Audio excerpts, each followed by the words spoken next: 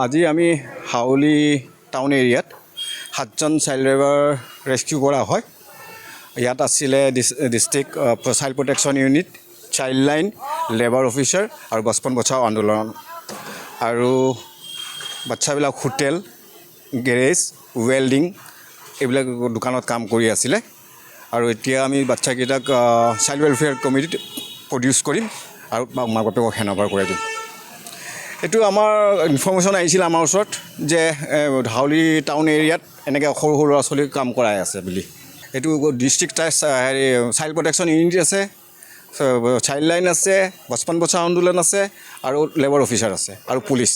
এতিয়া আমি থানাত FIR দিছোঁ এমপ্লয়াৰ এগেইনষ্টত। হয়, এমপ্লয়ীবিলাকৰ আগত বাচ্চাকেইটাই CWCত প্ৰডিউচ কৰাব, তাৰপিছত হেণ্ডঅভাৰ কৰা হ'ব পেৰেণ্টছক। সেনে আমি যেতিয়াই এনেকুৱা ইনফৰ্মেশ্যন পাম যে অসমৰ যি জেগাতে হৈ আছে এনেকুৱা ধৰণৰ কাম, সৰু ল'ৰা ছোৱালীক কাম কৰিছে, আমি তাতো চবতে ৰেস্কিউ অপাৰেশ্যন কৰিম।